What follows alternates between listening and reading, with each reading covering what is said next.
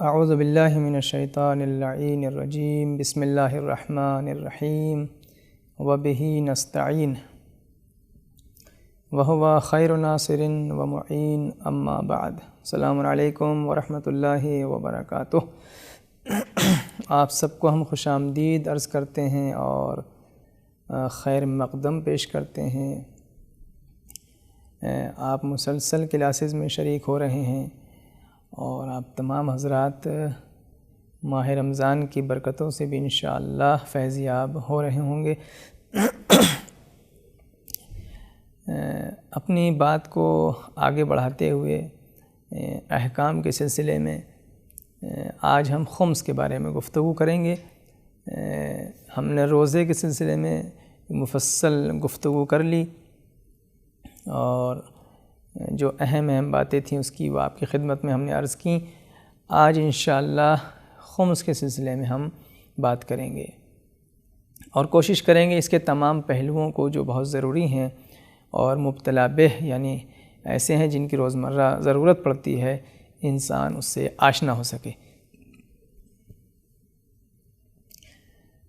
خداوند عالم نے جس طریقے سے دوسری عبادتوں کو واجب قرار دیا ہے، مثلا نماز، مثلا روزہ، مثلا حج، اسی طریقے سے خمس بھی ایک عبادت ہے اور بہت سے لوگ اس عبادت کی طرف متوجہ نہیں ہو پاتے ہیں،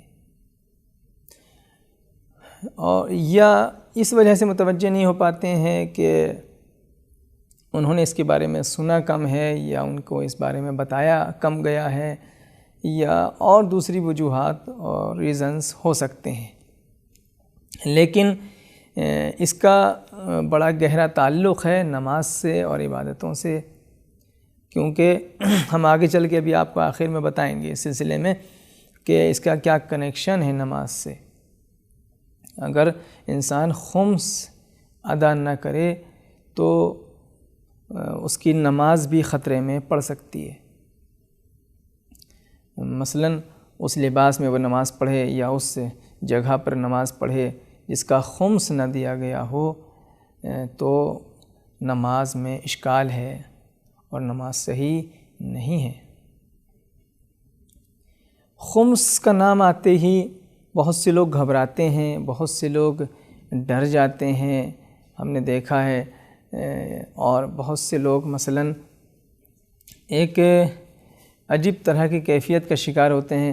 کیوں؟ اس لیے کہ انسان کے اندر یہ فطرت پائی جاتی ہے کہ وہ اپنے مال کو دینا نہیں چاہتا، لیکن جب اس کو یہ یقین اور ایمان میں پختگی آ جائے گی کہ جو کچھ میرے پاس ہے وہ میرا نہیں ہے بلکہ جس نے دیا ہے، جس خدا نے عطا فرمایا ہے، اس نے کچھ حصہ مانگا ہے۔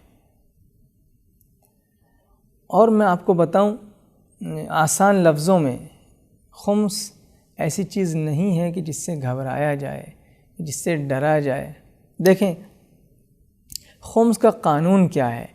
قانون خمس یہ ہے کہ جتنا آپ نے کمایا ہے، جو بھی آپ کے پاس کمائی ہے، جو بھی آمدنی ہے، اللہ نے یہ نہیں کہا جو آپ کما رہے ہیں وہ مجھے دے دیجئے، نہیں۔ اگر اللہ یہ کہتا کہ جو آپ کما رہے ہیں وہ سب مجھے دے دیجئے تو یہ بات ٹھیک نہ ہوتی، انسان کو گھبرانے کی ضرورت تھی۔ لیکن آپ محسوس کریں اللہ نے یہ فرمایا کہ جو کما رہے ہو، جو حاصل کر رہے ہو، اس کو اپنی زندگی پہ خرچ کرو، جو تمہاری ضرورتیں ہیں وہ تم پوری کرو۔ ہمیں نہیں چاہیے کچھ، جتنا کماؤ اپنی ضرورتوں کے حساب سے، جتنی تم کو ضرورت ہے وہ اس کے مطابق تم خرچ کرو۔ تمہیں فریج کی ضرورت ہے، تمہیں کولر کی ضرورت ہے، تمہیں اے سی کی ضرورت ہے، تمہیں گاڑیوں کی ضرورت ہے، تمہیں کتابوں کی ضرورت ہے، تمہیں نوکر کی ضرورت ہے، تمہیں خادم کی ضرورت ہے، خادمہ کی ملازمہ کی ضرورت ہے۔ جو ضرورت زندگی ہے اس کو پہلے پورا کرو اپنی کمائی سے، اور جب ساری ضرورتیں پوری ہو جائیں اور کچھ بچ جائے، کچھ باقی رہ جائے، تو اس باقی رہ جانے والی چیز میں سے ہم تم سے کچھ مانگ رہے ہیں. یہ نہیں کہ جتنا بچا وہ سب ہم کو دے دو. اللہ یہ بھی کر سکتا تھا کہ تم نے تو اپنی ضرورتیں پوری کر لی, اب سب مکمل ہو گیا تمہاری ضرورتیں, اب کہاں خرچ کرو گے؟ اب یہ جو تمہارے پاس 5,000 روپے بچ رہے ہیں یہ ہم کو دے دو. اس نے کہا نہیں, اگر ساری ضرورتوں کے پورا کر لینے کے بعد تمہارے پاس کچھ بچ جائے, مثلاً 5,000 روپے بچ جائیں, تو اس 5,000 میں سے 4,000 اپنے پاس رکھو, 1,000 ہم کو دے دو. یہ 4,000 اپنے پاس محفوظ کرو کسی آڑے وقت کے لیے, کسی ضرورت کے موقع کے لیے, پتہ نہیں کب تم کو, تو اس کو تم بیلنس کر کے چلو اپنے پاس. اور یہ بیلنس جو تم 4,000 کرو گے, یہ پھر اس پہ ہم کبھی خمس تم سے نہیں مانگیں گے, یہ تمہارا محفوظ ہے, چاہے جب تک رکھے رہو, اس پہ کبھی خمس نہیں ہوگا, یہ یاد رہے. تو اب اس میں گھبرانے کی بات کہاں ہے کہ اگر پہلے اس نے, اللہ نے یہ کہا کہ جتنی ضرورتیں تمہاری ہیں وہ پورا کرو, اگر ضرورتوں کے پورا کرنے کے بعد کچھ بھی نہ بچے تو ہمیں کچھ نہیں چاہیے تم سے. لیکن اگر بچ جائے تو ہمیں وہ بچا ہوا سب نہیں چاہیے, بلکہ اس بچے ہوئے میں سے جو ہے 5 حصے کرو, اس 5 حصوں میں سے 4 حصے اپنے پاس بیلنس میں رکھو اور 1 حصہ ہم کو دے دو. اس کے ذریعے سے دین کا کام آگے بڑھے, جو ضرورت مند ہیں ان کی ضرورتیں پوری ہوں. یہ ہے کانسیپٹ.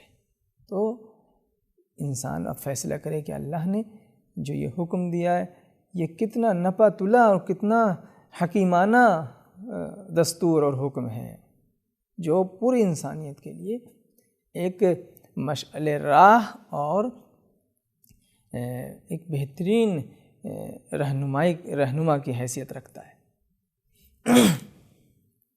خیر, اب ہم آتے ہیں ان چیزوں کی طرف کہ خمس کس کس چیز میں واجب ہے اور کتنی مقدار تک پہنچ جائے وہ چیز تب اس میں واجب ہے. ایک بات تو ہم نے آپ کو بتائی کہ انسان کی کمائی کا حصہ, یہ جو انسان آمدنی کرتا ہے, چاہے وہ بزنس کرے اور چاہے کہیں پر ڈیوٹی کرے, کہیں پر نوکری کرے یا کوئی بھی دکان کھولے, کچھ بھی, یہ جو کما رہا ہے, یہ جو کما رہا ہے, یا مثلا اس کو کہیں سے گفٹس مل جائیں, یہ بھی اس کی ایک کمائی ہے. تو ایک تو اس کمائی میں, اس کمائی کی بچت میں, کمائی میں نہیں, کمائی کی بچت میں ساری ضرورتیں کو پورا کرنے کے بعد. دوسرا معدن یعنی کان, چاہے وہ سونے کی کان ہو, چاندی کی ہو, گیس کی کان ہو, چاہے نمک کی کان ہو, اور چاہے تانبا ہو, پیتل ہو, اگر کہیں سے کان ملتی ہے تو اس میں خمس ہے. نمبر 3 خزانہ, یہ خزانہ کہیں پر گڑا ہوا مل جائے, درخت میں مل جائے, کسی زمین میں مل جائے, کسی پہاڑ میں مل جائے, اس میں خمس ہے. مال جنگ کے اندر جو مال غنیمت ملتا ہے اس کے اندر خمس ہے. وہ جواہرات اور وہ ہیرے جواہرات جو انسان سمندر میں غوطہ لگا کے, دریا میں غوطہ لگا کے حاصل کرتا ہے, اس میں خمس ہے. اگر حلال مال حرام میں مخلوط اور مکس ہو جائے اس میں خمس ہے. مثلا میرا مال ہے, مجھے نہیں معلوم دوسرا جو مال رکھا ہے وہ کسی اور کا تھا, وہ ہم کو نہیں معلوم وہ شخص کون ہے, تو وہ مال میرے لیے جائز نہیں ہے. تو اگر میرا مال اس کے مال میں مکس ہو جائے اور مجھے نہیں معلوم کس مقدار میں یہ مال دوسرے کا تھا اور وہ دوسرا شخص کون ہے, تو ایسی صورت میں انسان اپنی ذمہ داری کو ادا کرنے کے لیے خمس دے سکتا ہے. جب خمس نکال دے گا تو وہ مال اس کے لیے پاک ہو جائے. اور اگر پتہ ہے کس کا ہے کس کا نہیں, تو اس کے مسائل ابھی انشاءاللہ آگے آئیں گے. اسی طریقے سے کافر ذمی, اگر کوئی زمین مسلمان سے خریدے تو اس میں خمس نکالے. کافر ذمی یعنی وہ کافر جو مسلمانوں کی حکومت میں رہتا ہے اور مسلمانوں کے ساتھ اس کا ٹائی اپ ہے کہ اس مسلمان حکومت میں وہ رہے گا اور حکومت کی ذمہ داری ہے کہ اس کے جان مال عزت آبرو کی حفاظت کرے, اس کافر کو کہتے ہیں کافر ذمی, کہ جس کا ذمہ مسلمان حکومت نے لے رکھا ہے. تو اگر یہ کافر ذمی کوئی مسلمان سے اگر کوئی زمین خریدتا ہے تو اس میں خمس نکالے گا۔ تو یہ وہ چیزیں ہیں جہاں پر خمس نکالنا ضروری ہے ان چیزوں میں۔ تو اب آتے ہیں ایک ایک کر کے ان کی تفصیل پڑھتے ہیں کہ کس چیز سے کیا مراد ہے۔ سب سے پہلی چیز کیا تھی؟ انسان کی آمدنی۔ آمدنی سال میں جو بھی اس کو ہو رہی ہے، ایک دن معین کر لے کہ میں فلاں دن مثلا 31 مارچ کو خمس نکالوں گا، یا مثلا 1 جنوری کو خمس نکالوں گا، جو بھی وہ، یا 1 محرم کو نکالوں گا، یا عید کے دن نکالوں گا، یعنی ایک تاریخ کو وہ معین کر لے، جس تاریخ میں وہ نکالے گا وہی اس کا خمس کے سال کی شروعات وہی قرار پائے گی، اور ہر سال اس کو پھر اسی دن نکالنا ہوگا۔ یہ آپ ذہن میں رہے آپ کے کہ تمام اخراجات انسان جب پورے کر لے گا اپنے، اس کے بعد چاہے وہ کھانا پینا ہو، چاہے وہ لباس ہو، چاہے گھر کے ضرورت کے سامان ہوں، اور چاہے گاڑی ہو، چاہے مہمانوں کا خرچ ہو، چاہے شادی کا خرچ ہو، چاہے زیارت پر جانا ہو، چاہے کسی کو گفٹس دینے ہوں، وغیرہ وغیرہ، کچھ بھی، یہ سارے اخراجات شمار کرے گا۔ جب یہ سب کمپلیٹ ہو جائیں گے، اب اگر کچھ بچے گا تو اس کا 5واں حصہ دے گا۔ اگر اس کے پاس 5,000 روپے بچے ہیں تو اس میں سے 1,000 روپے دے گا، اگر 50,000 روپے بچیں اس میں سے 10,000 روپے دے گا۔ بہرحال اس طریقے سے یہ خمس آمدنی کا جو اس کو منفعت اور یا اس کو نفع یا جو اس کو سال بھر میں آمدنی ہو رہی ہے۔ اس میں ایک دو مسئلہ ہم آپ کی خدمت میں عرض کرتے چلیں کہ اگر کوئی انسان اپنے اخراجات میں کٹوتی کرے اور کنجوسی سے یا قناعت پسندی سے کام لیتے ہوئے کچھ مال بچائے تو کیا اس میں خمس ہوگا؟ بھائی اس نے اپنی ضرورتوں کو پورا نہیں کیا، تو اس نے ضرورتوں میں تھوڑی سی ہاتھ کو کھینچا، اور جہاں پہ 10 روپے خرچ کرنے تھے وہاں اس نے 5 کیے، حالانکہ 10 روپے کر سکتا تھا۔ تو اگر کفایت شعاری کے نتیجے میں وہ کچھ بچت کرے تو کیا اس بچت پہ بھی خمس ہوگا؟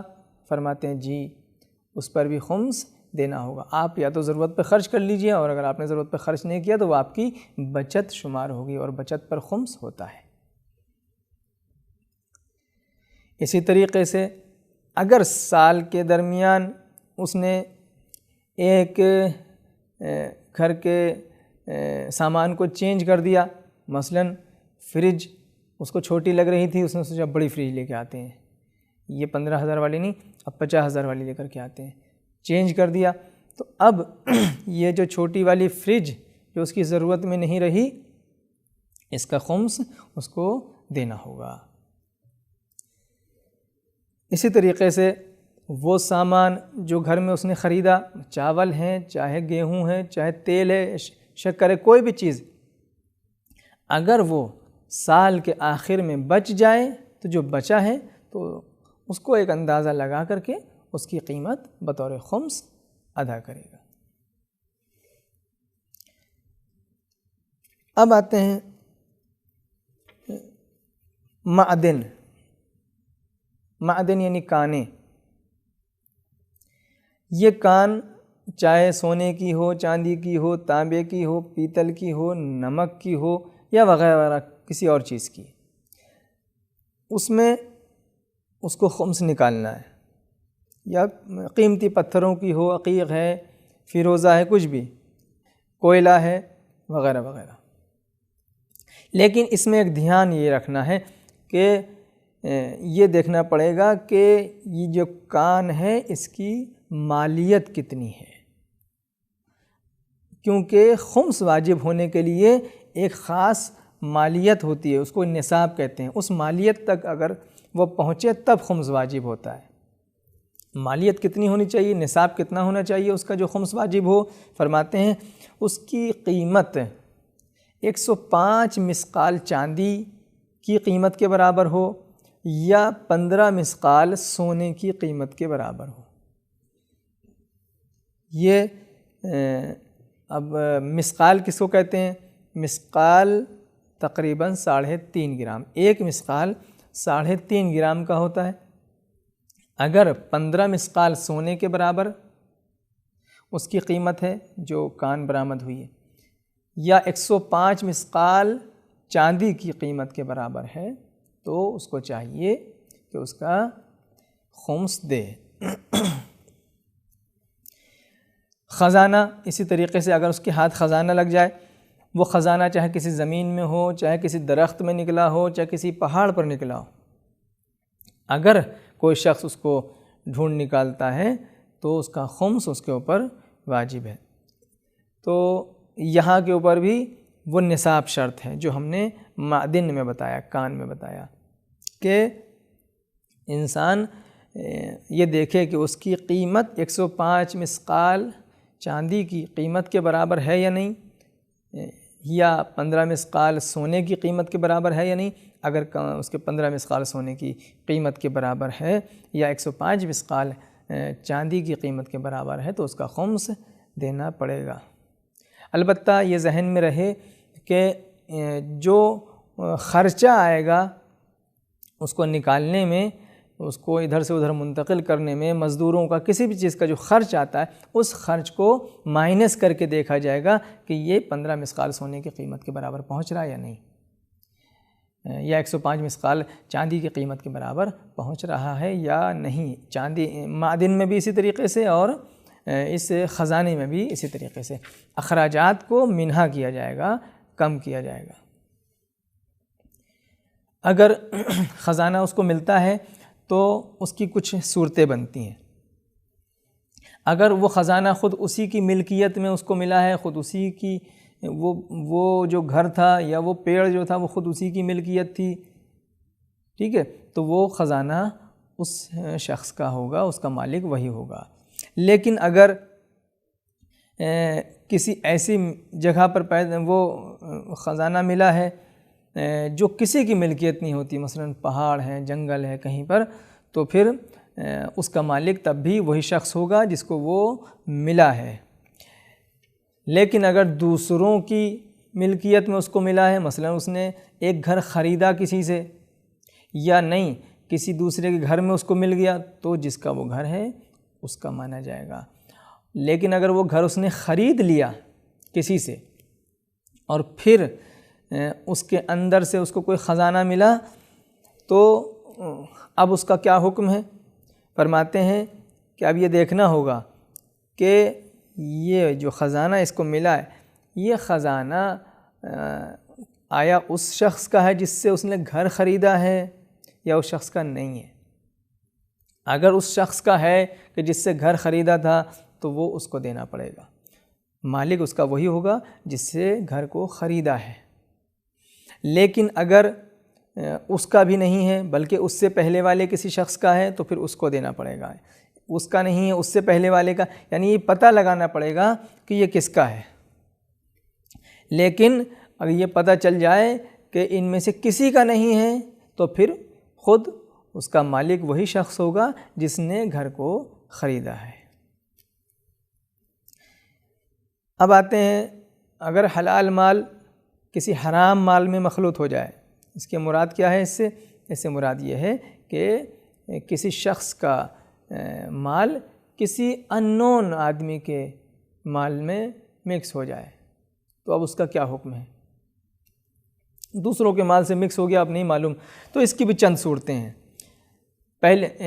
پہلی صورت یہ ہے کہ یا تو اس کا مالک اس کو معلوم ہوگا کہ ہاں فلاں شخص کا یہ مال ہے، تو اگر یہ معلوم ہے کہ اس کا مالک کوئی دوسرا شخص ہے تو اس شخص کے پاس جا کر کے بات چیت کی جائے گی۔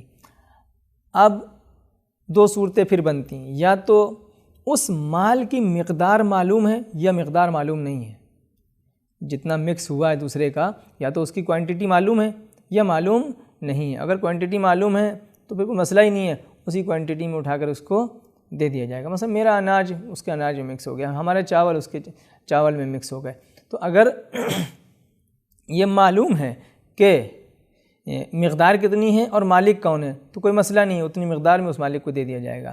لیکن اگر یہ معلوم نہیں کہ مقدار کتنی ہے، مالک تو معلوم ہے لیکن مقدار نہیں معلوم، تو پھر ایسی صورت میں آپس میں مصالحت کی جائے گی، بات چیت کر کے کسی نتیجے تک پہنچ کر کے صلح کر لی جائے گی۔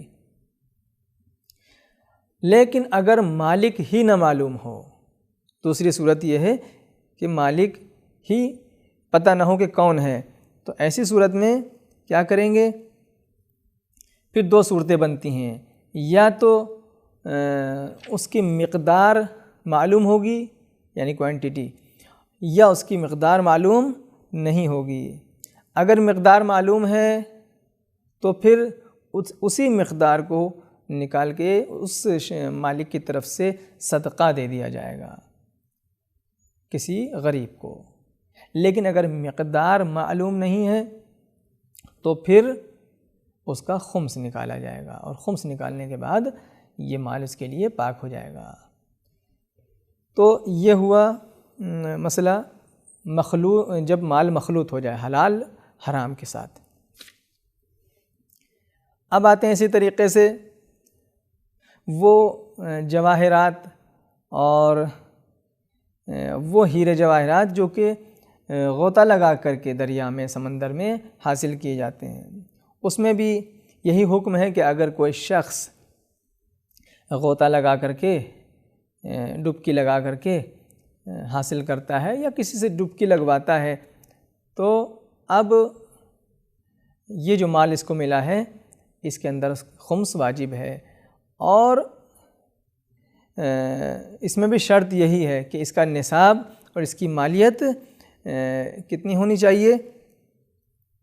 فرما رہے ہیں کہ 18 چنے کے سونے کی قیمت کے برابر۔ تو اگر اس کی یعنی تقریباً 1 مثقال، کیونکہ 18 چنے 1 مثقال کے برابر ہوتے ہیں، اور 1 مثقال یعنی 3.5 گرام۔ تو اگر اس کا نصاب یہاں تک پہنچتا ہے 1 مثقال تک تو اس کو خمس دینا ہوگا۔ اسی طریقے سے مال غنیمت، جنگ میں جو مال حاصل ہوتا ہے وہ یعنی وہ جنگ جب امام معصوم کی اجازت سے کوئی جنگ ہو اور کفار پر غلبہ حاصل ہو اور جنگ میں مال غنیمت حاصل ہو، تو تمام چیزوں کو، تمام اخراجات کو کم کرنے کے بعد حمل و نقل میں یا کسی بھی چیز میں جو اخراجات آتے ہیں اس کو مائنس کرنے کے بعد جو بچے اس میں پھر کیا ہے؟ خمس نکالا جائے گا۔ اسی طریقے سے وہ زمین جو کافر ذمہ نے مسلمان سے خریدی ہے، یہ ہم آپ کو بتا چکے ہیں، اس میں بھی خمس اس کو نکالنا ہوگا۔ اب آئیے، ہم نے آپ سے یہ کہا تھا کہ خمس میں اور نماز میں کیا رابطہ ہے، کیا کنیکشن ہے، کیا ایک کا اثر دوسرے پر پڑتا ہے یا نہیں پڑتا، اس کے بارے میں آپ کی خدمت میں عرض کرتے ہیں۔ دیکھیں، اگر انسان کے اوپر خمس واجب ہے، اگر واجب ہو گیا ہے تو پھر وہ اس مال میں تصرف کرنے کا حق نہیں رکھتا۔ یعنی اگر اس پیسے سے اس نے لباس خریدا ہے یا اس پیسے سے اس نے پانی خرید کے وضو کیا ہے تو پھر وضو بھی اشکال رکھتا ہے اور نماز بھی اشکال رکھتی ہے۔ اور علماء اور فقہا فرماتے ہیں کہ جس پیسے میں خمس واجب ہو چکا ہو اور اس نے خمس نہ دیا ہو تو اس کی نماز باطل ہے، صحیح نہیں ہے۔ لہٰذا بہت احتیاط کی ضرورت ہے، انسان ایک دفعہ سوچے سمجھے کہ میرے اوپر خمس واجب ہے یا نہیں، کیونکہ ہم نے آپ کو جو وہ بتایا ہے طریقہ، اس کے اعتبار سے اتنا کوئی سخت معاملہ نہیں ہے خمس نکالنا، بلکہ انسان بہت آرام سے اپنا محاسبہ کر سکتا ہے، حساب و کتاب کر سکتا ہے۔ کوئی خداوند عالم نے کوئی خدا نخواستہ ظالمانہ قانون نہیں بنایا ہے، بلکہ یہ عادلانہ قانون ہے اور عین عدل ہے، جس میں دوسروں کا بھی خیال رکھا گیا ہے اور خود انسان کے اندر بھی ایک معنویت پیدا ہوتی ہے مال دنیا سے جو لگاؤ ہے اس میں کمی آتی ہے، اللہ کے حکم کے سامنے جھکنے کی اس کے اندر طاقت اور جذبہ بیدار ہوتا ہے۔ اور اگر اتنا سب ہونے کے باوجود اس نے جب اللہ نے کہہ دیا کہ آپ جو ہیں اپنی پہلے ضرورتیں پوری کریں، جب بچ جائے تو وہ پورا نہیں چاہیے، اس میں سے بھی 4 حصے آپ اپنے پاس رکھیں اور 1 حصہ ہم کو دیں، اس کے بعد بھی اگر انسان مال و دولت سے اتنا چپک جائے کہ وہ بھی نہ دے سکے، تو پھر اس کو اپنے ایمان کا محاسبہ کرنا چاہیے، پھر اس کو دیکھنا چاہیے کہ اس نے اس بے قیمت مال اور اللہ کی مرضی کے درمیان کس چیز کو سلیکٹ کیا، کس چیز کو چنا۔ یہ ایک لمحہ فکریہ ہے، خداوند عالم سے یہ دعا کرنا چاہیے کہ وہ توفیق دے کہ دیکھیں اسلام نے اور اللہ نے کبھی یہ نہیں کہا کہ آپ اپنی ضرورتیں پوری نہ کریں، پیسے نہ کمائیں، نہیں، اس نے کہا خوب کمائیے، خوب کھائیے، اچھی سی زندگی گزاریے، باعزت زندگی گزاریے۔ کبھی اس نے نہیں کہا کہ وہ آپ جو ہے فقیروں کی طریقے سے اور بالکل پست لوگوں کے طریقے سے زندگی گزاری، نہیں، اس نے کہا یہ ہم نے سب کچھ نعمتیں تمہارے لیے پیدا کی ہیں، سب کچھ تمہارے لیے ہیں، تو آپ ایک باعزت اور آبرو مندانہ زندگی گزاریں، اور جب وقت آئے اس کی بارگاہ میں کچھ دینے کا، جب اس نے اتنا نواز دیا کہ آپ کی ضرورتوں سے بھی اضافہ ہو گیا، ہماری ضرورتوں سے بھی زیادہ آنے لگا تو اور بچ گیا، تو اس میں سے کچھ دیں۔ وہ بھی اللہ اپنے لیے نہیں مانگ رہا، دوسرے لوگوں کی مدد کے لیے مانگ رہا ہے تاکہ اس میں خرچ کر سکے۔ بہرحال اب ہم یہ بتا دیں آپ کو کہ اس خمس کو ہمیں کرنا کیا ہے۔ خمس جب انسان نکالتا ہے تو اس کے 2 حصے ہوتے ہیں، اس کے 2 حصے کرنے ہیں۔ ایک حصہ سہم امام کہلاتا ہے، یعنی امام کا حصہ، اور دوسرا حصہ سہم سادات کہلاتا ہے، یعنی فقیر اور غریب سادات کا حق ہوتا ہے، وہ ان کو پہنچانا آپ کی ذمہ داری ہے۔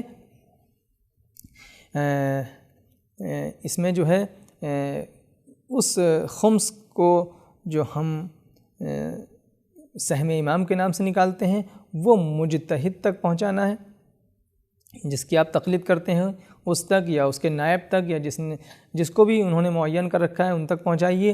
اور سہم سادات جو ہیں وہ بھی آپ ان تک پہنچا سکتے ہیں، یا سادات جو مستحق ہیں، غریب ہیں، ان تک پہنچا دیں، لیکن شرط یہ ہے کہ جن سادات گرامی تک آپ اس کو پہنچائیں ان کے اندر یہ چیزیں پائی جانی چاہیے، یہ شرائط اور کنڈیشنز ہونے چاہیے۔ نمبر 1، وہ فقیر ہوں، غریب ہوں، یعنی اپنا خرچ نہ اٹھا سکتے ہوں، یا سفر میں ان کے ساتھ ایسے حالات پیش آ گئے ہوں کہ وہ واپس نہیں آ سکتے ہیں، پریشانی کا شکار ہیں، جیب کٹ گئی، لٹ گئے، مال ختم ہو گیا، کچھ بھی، اگرچہ کہ اپنے وطن میں وہ ہوں، صاحب حیثیت ہوں، اس سے کوئی فرق نہیں پڑتا۔ اگر حالت سفر میں وہ استحقاق ان کے اندر پیدا ہو گیا اور وہ مشکلات اور پریشانی کا شکار ہو گئے تو آپ ان کو دے سکتے ہیں۔ تیسری شرط یہ ہے کہ وہ شیعہ اثنا عشری ہوں، اور اگلی شرط یہ ہے کہ وہ کھلا گناہ نہ کرتے ہوں، اور خمس دینے سے گناہ میں ان کی مدد نہ ہوتی ہو۔ اگر ایسا ہے کہ وہ اس پیسے سے گناہ میں اس کو خرچ کریں گے تو پرہیز کیا جائے۔ اسی طریقے سے وہ افراد جو ہیں ایسے نہ ہوں کہ جن کا نان و نفقہ اس کے اوپر واجب ہو، ایسے نہ ہوں۔